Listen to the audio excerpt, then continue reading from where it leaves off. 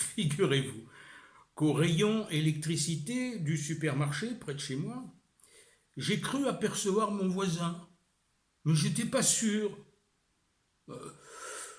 Le type était masqué, il avait mis son chien dans un caddie sous plastique. Je me suis dit non. Non, c'est sûrement un gars qui s'achète une peluche. Non, c'était mon voisin. Je l'ai reconnu au jappement de son chien quand il m'a vu, mais je n'étais pas sûr pour la voix de son maître. Il parlait une langue étrange, sinon étrangère, comme s'il parlait derrière un écran. Il m'a dit: Vous n'êtes pas au courant? Au début, à travers le masque, j'ai pas bien compris ce qu'il racontait. Je me suis dit: C'est un compteur bleu, il annonce, il est sous tension. Alors il a répété: Vous n'êtes pas au courant, monsieur? Au courant? J'ai dit: Si, j'ai juste du fil à retordre avec mon disjoncteur et je m'achète une nouvelle bobine. Vous voyez, je suis au courant. Mais il m'a dit: Pas ce courant-là, monsieur. Il s'est tourné, navré, vers son chien, et il lui a dit: Il n'est pas au courant. Vous n'avez pas bu la télé, monsieur?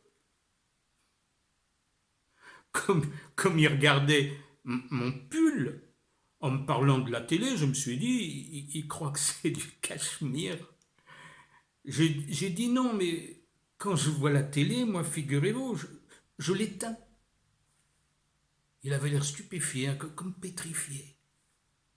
J'ai ajouté: j'ai le 220 volts, comme tout le monde, mais je suis plutôt alternatif. Quitte à ce que le courant passe, autant que ce soit en même temps dans les deux sens. Vous voyez, pour m'éclairer. Alors quand je vois la télé allumée, je suis dans le noir, je l'éteins pour mieux voir. Entre les mois, le courant ne passe pas. Si le courant ne passait pas, il l'aurait dit quand même. Alors il m'a dit: Vous ne savez pas ce qui se passe? Vous ne campez pas devant les chaînes d'infos? Bon, j'ai dit non, je préfère planter ma tente devant la chaîne des volcans. En Auvergne, c'est beau, non? Puis comme je voyais qu'il était inquiet, je lui ai dit: Alors, il se passe quoi? Et là, tout à coup, il ne disait plus rien, il demeurait muet. Alors je lui ai demandé si ce qui se passait de commentaires. Il m'a dit: Non, monsieur, non, non. Il commente, oh là là, il commente. Si vous le saviez comme il commente. À la télé, du matin au soir, même la nuit, il commente. J'ai dit: Comme il commente, comme il commente, comme mentir? Il m'a dit: Non, monsieur le journaliste, enfin, vous savez bien, la vérité, ils l'ont dit à la télé, monsieur. Si le courant ne passait pas, il l'aurait dit quand même. Pendant que j'attrapais mon fil à retordre dans le rayon, il a baissé légèrement son masque sous le nez, peut-être pour prendre une petite prise d'air en douce. Puis, le remontant jusqu'aux yeux, il m'a dit: Tenez-vous bien, monsieur, les nouvelles vont vous secouer. Elles sont électriques.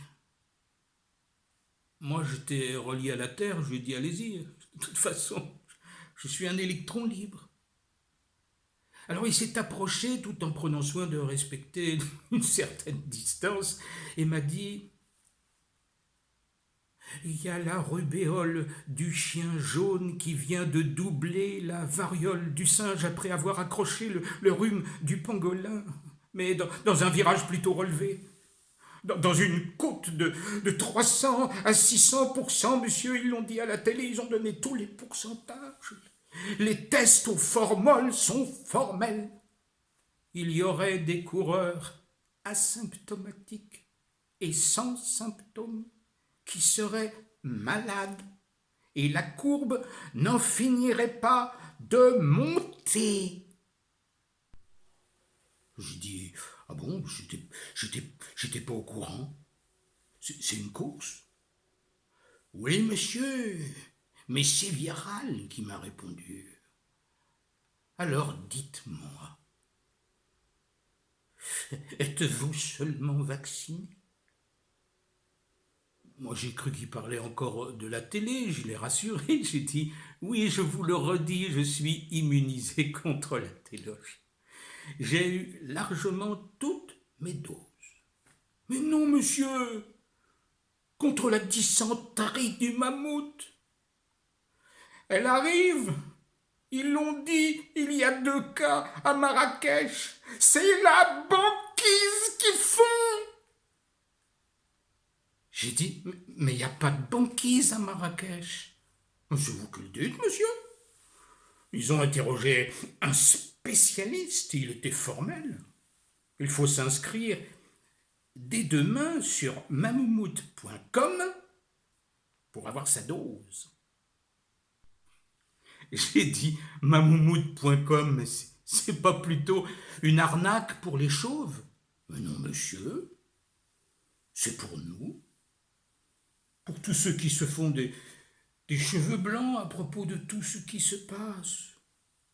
Et il s'en passe des choses, monsieur, tenez, vous qui n'êtes pas au courant, je risque de vous en apprendre de bonnes.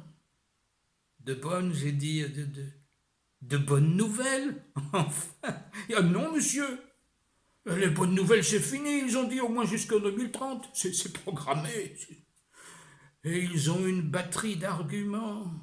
Et ça se tient, hein. D'autant que le réchauffement climatique s'en est pris aux ions positifs.